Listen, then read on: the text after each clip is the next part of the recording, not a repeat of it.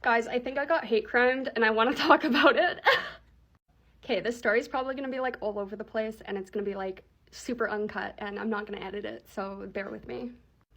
So I do kind of have to expose a little bit of a sin before I go into the story. My best friend is a dude.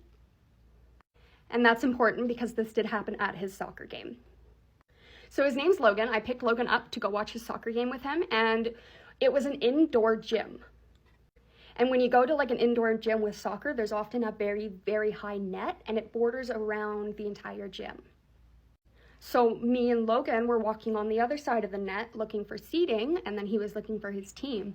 And there was another guy on the other side of the net that was like kicking goals. He was practicing.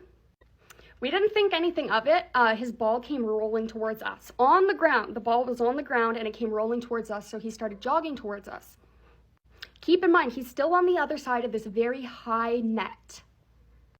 As he gets closer, he gets about like maybe 2 feet away and he extended his arm out. My cat has the zoomies. He extended his arm out past the net and smacked me in the face.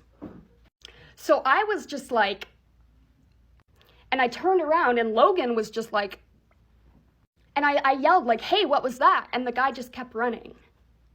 Now, this is a full-grown man. This wasn't a young child. Like, he was older than me for sure, probably in his 30s.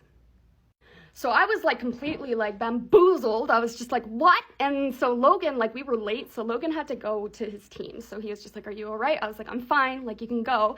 So he went.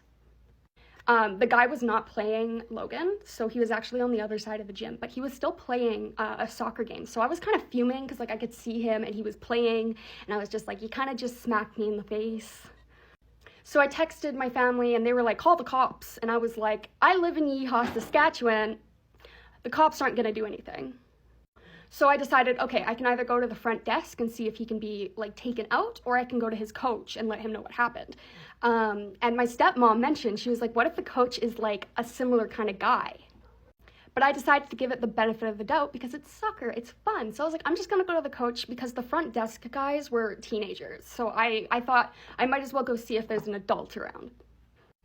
So I walked up, so I couldn't find a coach, so I asked the ladies that were like subs on the team, like where the coach was. They said he was playing, so I just sat and watched the guy that had just hate crimed me play some soccer.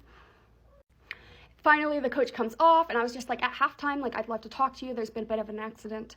And he was like, no, let's talk right now. So I told him everything, and I really, like, it was weird. It felt like maybe it was an accident, but it just didn't make sense. There's no reason, with the ball on the ground, there's no reason his hand should have extended out like that. There's no reason it should have went past the net. There's no reason that he shouldn't have stopped to ask if I was okay. You know, like, he smacked me. So telling the coach this, you know, like his eyes widened and like the blood drained from his face. Like I'd be embarrassed too if one of my teammates did something like that, but like his reaction was like unsettling. And then he hit me with the goalie is my brother.